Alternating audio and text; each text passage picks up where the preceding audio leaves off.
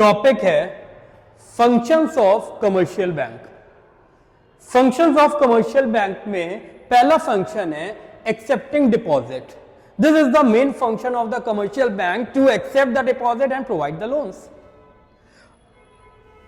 अब किस किस टाइप की डिपॉजिट को एक्सेप्ट करता है, कैसे अकाउंट खोलता है, किस टाइप के account? Current account, current deposit account, saving deposit, fixed deposit and recurring deposit.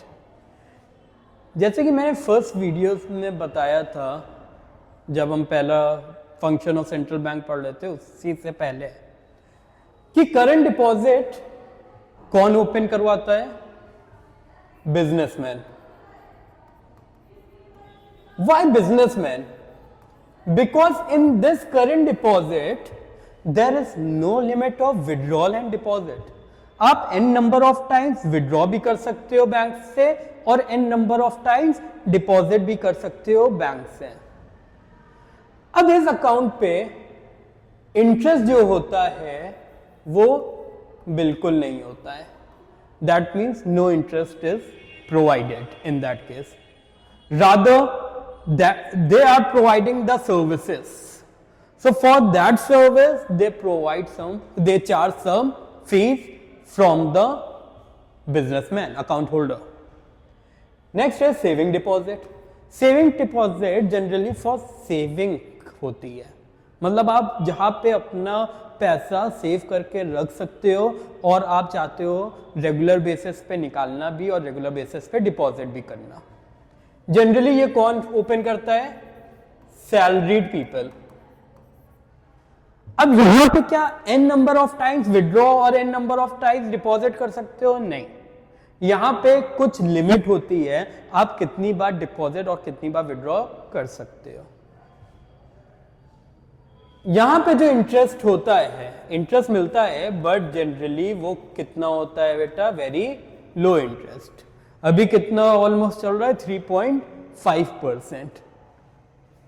Next is fixed deposit.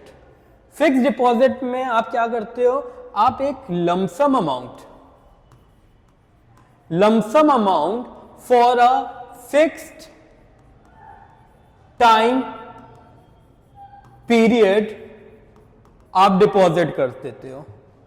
अब जब फिक्स्ड टाइम पीरियड है, दैट मीन्स आप जब पैसे को निकालोगे अलॉन्ग विथ इंटरेस्ट उस टाइम पीरियड के बाद ही निकालोगे। सपोज फॉर एग्जांपल यहां पे हम लोग ले लेते हैं 3 इयर्स, दैट मीन्स जब आप कब निकाल सकते हो? After 3 years. आफ्टर 3 इयर्स आपको प्रिंसिपल अमाउंट भी मिलेगा अलॉन्ग विथ इंटरेस्ट मिलेगा। अब देखो, क्या 3 इयर्स से पहले हम लोग पैसा नहीं निकाल सकते हैं? बिल्कुल निकाल सकते हैं, मगर वहां पे जो इंटरेस्ट रहता है वो कम मिलता है, जिसको हम लोग बोलते हैं एफडी को तोड़वा लेना, एफडी को ब्रेक कर देना। तो कर सकते हैं, मगर उसमें इंटरेस्ट कम मिलेगा। रेकरिंग डिपॉजिट क्या होता है? रेकरिंग का मतलब होता है रेगुलर। यहां पे अगर एफडी में आप देखा था, आपने एक बार में लमसम अमाउंट जमा करा था फॉर फिक्स टाइम पीरियड। यहां पे आप कैसे जमा करोगे? रेगुलर टाइम इंटरवल पे आप जमा करोगे for a fix time period. Let's say 3 years. 3 years तक आप रेगुलर मंथली बेसिस पे कुछ अमाउंट जमा कर रहे थे। अब ये मंथली भी हो सकता है, हाफ ईयरली भी हो सकता है, ईयरली भी हो सकता है। तो अगर आप यहां पे मंथली जमा कर रहे थे तो आफ्टर 3 इयर्स आपको प्रिंसिपल अमाउंट प्लस इंटरेस्ट मिलेगा। और यहां पे भी एफडी के तरह आप आरडी को भी, रेकरिंग डिपॉजिट को भी ब्रेक कर सकते हो, मगर in this case also interest पे फर्क पड़ेगा। दैट मीन्स इंटरेस्ट भी कम होगा। अब सवाल यह है, एफडी में ज्यादा इंटरेस्ट है कि आरडी में ज्यादा है? तो बेटा आप लमसम में जमा कर रहे हो, दैट मीन्स आप आपको इंटरेस्ट भी यहां ज्यादा मिलेगा। I hope first function is clear to all of you. Next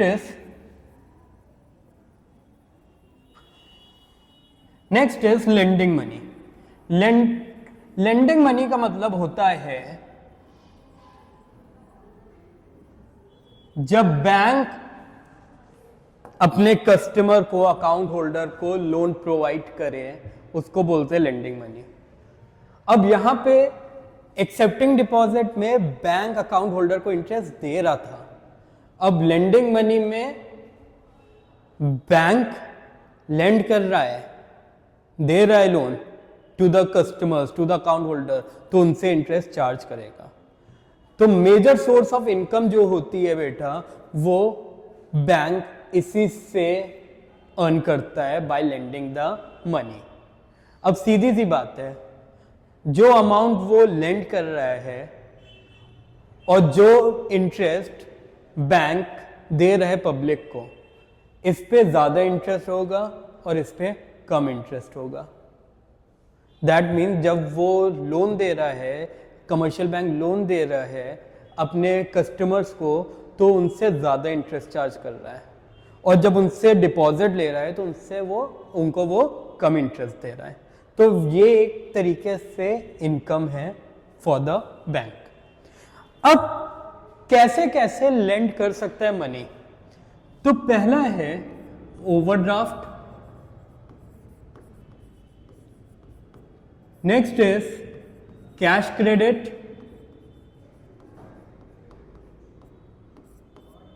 discounting of bills,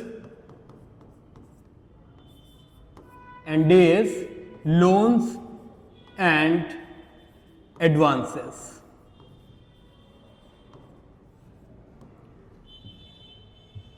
तो पहला हम लोग समझते हैं ओवरड्राफ्ट क्या होता है, बैंक ओवरड्राफ्ट क्या होता है। Bank overdraft is a short term borrowing. ये एक शॉर्ट टर्म लोन होता है जो कि कस्टमर्स, अकाउंट होल्डर बैंक से ले सकता है। सपोज फॉर एग्जांपल, एक अकाउंट होल्डर है जिसका करंट अकाउंट है राम, इनके पास 1 लाख रुपीस है। क्या ये 1,50,000 रुपीज विड्रॉ कर सकते हैं? मतलब 50,000 एक्स्ट्रा विड्रॉ कर सकते हैं? कर सकते हैं। कैसे कर सकते हैं? ओवरड्राफ्ट सर्विस के द्वारा कर सकते हैं। बैंक सर्विस प्रोवाइड दे रहा है by providing 50,000 short term loans.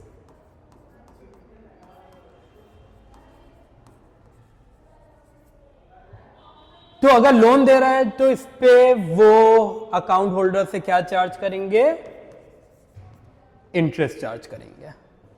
That means जब आप एक्सेस अमाउंट अपने अकाउंट बैलेंस से ज्यादा पैसा, ज्यादा अमाउंट निकाल लेते हो, that in a form of overdraft, तो वो एक शॉर्ट टर्म बोरोइंग होता है, शॉर्ट टर्म लोन होता है। और अगर लोन दे रहा है बैंक, तो आपसे वो क्या चार्ज कर रहा है? इंटरेस्ट चार्ज कर रहा है। अब कैश क्रेडिट क्या होता है? कैश क्रेडिट क्या होता है, एक एग्जांपल के थ्रू समझते हैं। सपोज आपको लोन लेना है 1 लाख रुपीस का, ठीक है, 1 लाख रुपीस का। तो बैंक क्या करेगा? आपके नाम का एक अकाउंट खोल देगा और उसमें 1 लाख रुपए क्रेडिट कर देगा। जब बैंक ने आपके नाम का एक अकाउंट खोल के 1 लाख रुपए क्रेडिट कर दिया, आपने 1 लाख में से 60,000 ओनली विड्रॉ करा। कितना विड्रॉ करा? 60,000 विड्रॉ करा। अब क्वेश्चन ये है कि इंटरेस्ट किस पे लगेगा? 1 लाख पे लगेगा जितना बैंक ने क्रेडिट करा है, या फिर 60,000 पे लगेगा जितना विड्रॉ करा है? कैश क्रेडिट में 60,000 पे लगेगा। जितना आपने इस्तेमाल करा है पैसा उतना ही आपको इंटरेस्ट भी देना पड़ेगा। ये ऑलमोस्ट ओवरड्राफ्ट ठीक की तरह है। डिफरेंस इसमें ये है, ये जनरली थोड़े लॉन्ग टर्म पीरियड के लिए होता है एज कंपेयर टू ओवरड्राफ्ट। जो आप लोन लेते हो वो थोड़े ज्यादा समय के लिए लेते हो in a form of cash credit, और ये काफी कम समय के लिए लेते हो overdraft. I hope it is clear.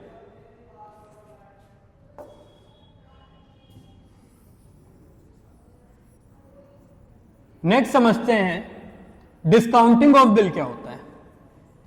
Discounting of bill समझने के लिए एक एग्जाम्पल लेते हैं। Suppose there are two person A and B. A seller है, बी जो है वो बायर है। ए ने बी को गुड्स सेल करा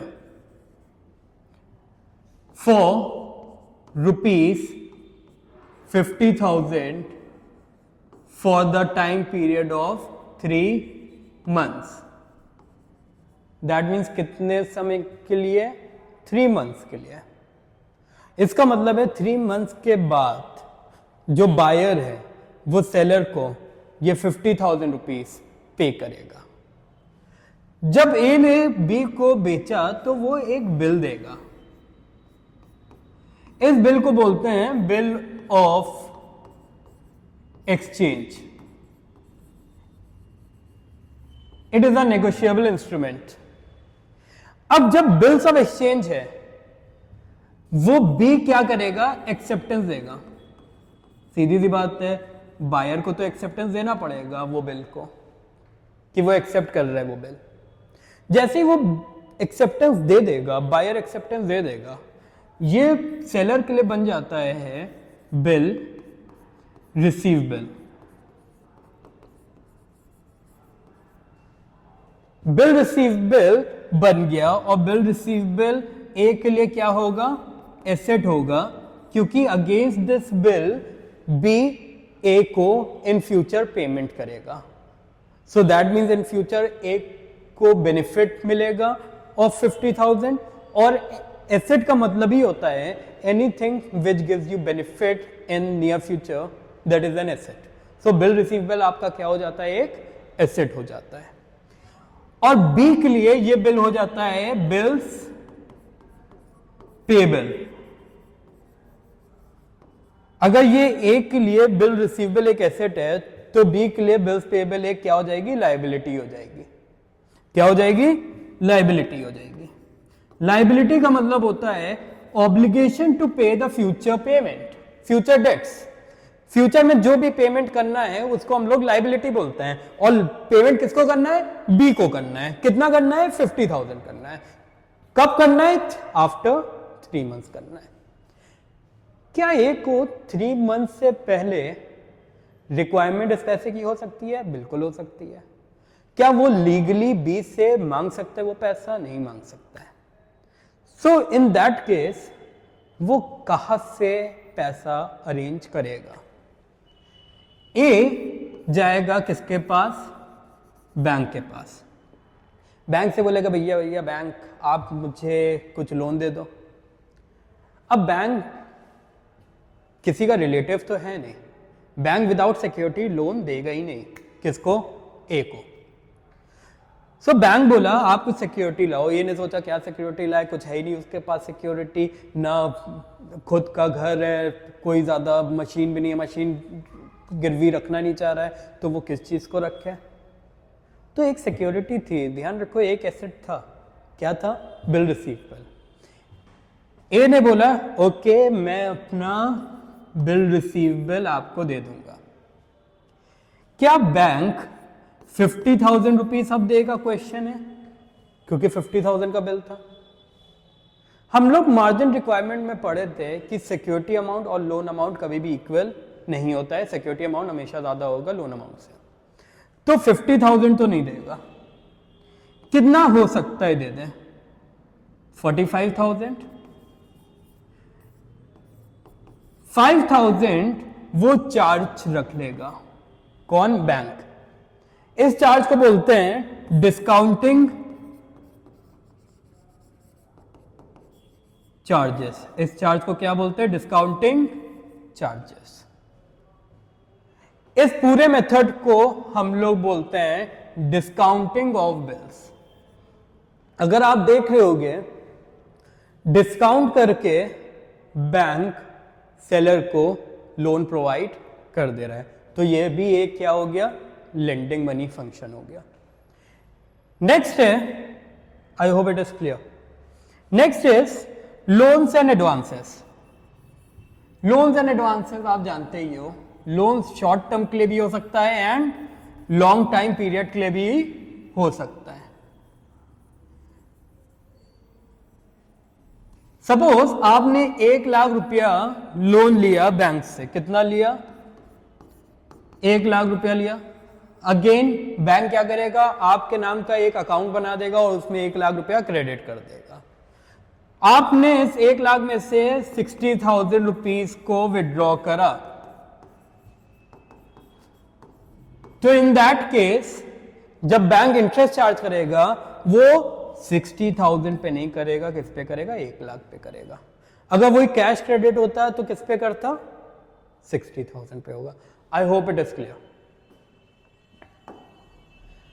next is agency function. Agency का मतलब होता है that bank act as an agent to its customers. That means जो बैंक है वो एक तरीके से क्या है? एजेंट है। और एजेंट क्या प्रोवाइड करता है? सर्विस प्रोवाइड करता है। और सर्विस से दे के उसको क्या मिलता है? कुछ फी मिलता है। दैट मीन्स बैंक एक तरीके से एजेंट की तरह काम करेगा और जो भी सर्विस वो देगा वो अपने कस्टमर से क्या चार्ज करेगा? फी चार्ज करेंगे। अब एजेंसी फंक्शन में क्या क्या आता है? तो पहला है कलेक्टिंग रिसीट। इसका मतलब क्या है? सपोज फॉर एग्जांपल आपने कहीं पे इन्वेस्टमेंट करा है, तो इन्वेस्टमेंट पे आपको क्या मिलता है? डिविडेंड मिलेगा, इंटरेस्ट मिलेगा। तो जब आप खुद से बैंक को बोल दियो कि on my behalf you accept all the dividends and all the interest, तो बैंक क्या करेगा? आपके नाम से आपके अकाउंट में वो डिविडेंड, वो इंटरेस्ट को कलेक्ट कर लेगा। सो ये एक एजेंसी फंक्शन है। नेक्स्ट है मेकिंग पेमेंट्स।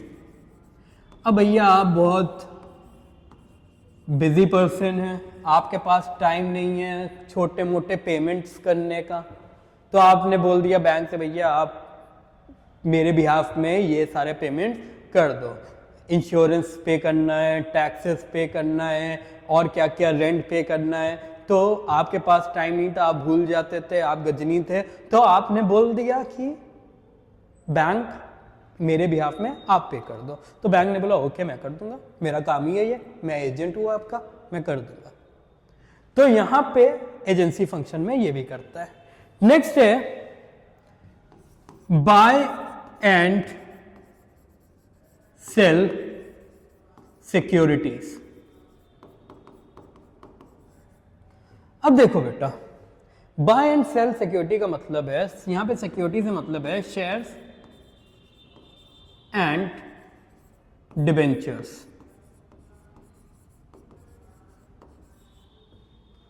जब आप कंपनी के शेयर्स खरीदते हो तो शेयर होल्डर बन जाते हो, एक तरीके से ओनर बन जाते हो। और जब आप कंपनी के डिबेंचर्स खरीदते हो तो आप एक डिबेंचर होल्डर बन जाते हो। शेयर्स तो आपने सुना होगा, डिबेंचर सुना है? डिबेंचर होता है आप जब पब्लिक से इन अ फॉर्म ऑफ लोन लेते हो, पैसा रेस करते हो, तो उसको आप डिबेंचर के थ्रू करते हो। तो जो पर्सन डिबेंचर को खरीदता है, सब्सक्राइब करता है, वो डिबेंचर होल्डर बन जाता है। अब आप किसी कंपनी के शेयर्स और डिबेंचर खरीदना और बेचना चाह रहे हो तो बैंक के थ्रू आप इजीली कर सकते हो। तो वो भी एक तरीके से क्या है? एजेंसी फंक्शन है। Next is, last is general utility function. General utility function का मतलब होता है general, general means to all, everyone.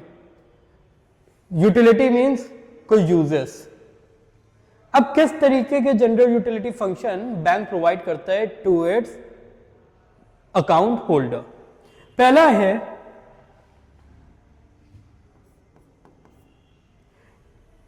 Issuing credit instrument. देखो बेटा, कई तरीके के क्रेडिट इंस्ट्रूमेंट बैंक अपने अकाउंट होल्डर को प्रोवाइड करता है। लाइक फॉर एग्जाम्पल, एक एग्जाम्पल लेते हैं, letter of credit.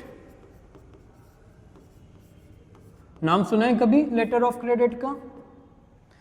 Letter of credit होता क्या है? सपोज फॉर एग्जाम्पल दो बायर हैं, एक बायर है और एक सेलर है। जो सेलर है वो इंडिया का है, या फिर हम लोग ले लेते हैं, हाँ चलो, सेलर जो है वो इंडिया का है और बायर जो है वो यूएसए का है, अमेरिका।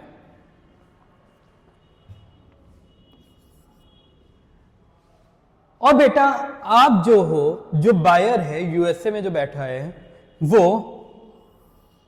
इंडिया को ऑर्डर देता है। ऑर्डर का मतलब कुछ सामान को ऑर्डर देता है और बोलता है मैं क्रेडिट पे लूंगा। अब यहां पे जो सेलर है उसके मन में एक डर रहेगा कि वो उधार पे दे तो दे, अगर वो बैड डेट्स कर दे तो, बैड डेट्स का मतलब वो पेमेंट ही ना करे तो इनका लॉस हो जाएगा। तो बेटा जो लेटर ऑफ क्रेडिट होता है वो एक एश्योरेंस होता है जो बैंक प्रोवाइड करता है। बैंक क्या प्रोवाइड करता है? एक एश्योरेंस प्रोवाइड करता है। किसको? सेलर को। और कौन बनवाता है? ये बायर। बायर बोलेगा बैंक से आप मुझे एक लेटर ऑफ क्रेडिट दे दो। लेटर ऑफ क्रेडिट जो होता है बेटा एक एश्योरेंस होता है कि जो बायर है वो इन फ्यूचर पेमेंट करेगा। तो यहां पे सेलर को भी एक ट्रस्ट आ जाता है क्योंकि एश्योरेंस कौन दिया है? एक इंस्टीट्यूशन दिया है, बैंक। तो यहां पे इंटरनेशनल ट्रेड होने के चांसेस बढ़ जाते हैं। आई hope it is clear. Next is underwriting capital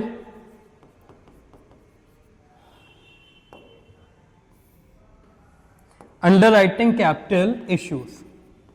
अब इसका मतलब क्या होता है अंडरराइटिंग कैपिटल इशू का? देखो बेटा, जब कोई कंपनी शेयर्स को इश्यू करती है तो कम से कम पब्लिक को मिनिमम सब्सक्रिप्शन करना पड़ता है। मिनिमम सब्सक्रिप्शन होता क्या है कि मिनिमम अमाउंट ऑफ शेयर्स उनको सब्सक्राइब करने ही करने हैं। अगर नहीं करे तो कंपनी को वो सारे शेयर्स जितने पब्लिक ने सब्सक्राइब करे हैं वो सारे शेयर्स को कैंसिल करके पैसे को रिफंड करना पड़ेगा। तो ये मिनिमम सब्सक्रिप्शन होता कितना है? 90% ऑफ इश्यू। कितना? 90%। अगर कंपनी ने 1 लाख शेयर्स इशू करे हैं तो कम से कम 90,000 शेयर्स पब्लिक को सब्सक्राइब करने हैं। अगर 90,000 शेयर्स पब्लिक सब्सक्राइब नहीं करते हैं तो सारे के सारे, अगर 89,000 भी करें पब्लिक ने सब्सक्राइब, तब भी सारे के सारे शेयर्स कैंसिल हो जाएंगे और कंपनी को सबको पैसा रिफंड करना पड़ेगा, जो कि कंपनी नहीं चाहती है। तो यहां पे एक पर्सन होता है जो होता है अंडरराइटर। अंडरराइटर एक सेवियर है इस केस में। अंडरराइटर बोलता है ओके जो भी शेयर्स बचे हैं वो कौन खरीद लेगा? अंडरराइटर खरीद लेंगे। अब इससे क्या होगा? अंडरराइटर कोई खुदा नहीं है, अंडरराइटर भी अपने बेनिफिट के लिए खरीद रहे हैं। उसको क्या मिलता है? अंडरराइटिंग कमीशन मिलता है। एक कमीशन दिया जाता है जिसको बोलते हैं अंडरराइटिंग कमीशन। कौन देता है? कंपनी देती है। तो अंडर राइटर कोई भी हो सकता है, एक इंडिविजुअल भी हो सकता है, कोई इंस्टीट्यूशन भी हो सकता है और कोई बैंक भी हो सकता है। तो बैंक एक तरीके से मदद भी कर रहा है किसकी, कंपनी की। तो ये हो गया underwriting capital issues. I hope it is clear to all of you this topic. अगर कोई भी क्वेरीज है तो आप कमेंट बॉक्स में पूछ सकते हैं, और अगर आपको ये टॉपिक समझ में आया तो आप इस चैनल को लाइक और सब्सक्राइब जरूर करें। Thank you.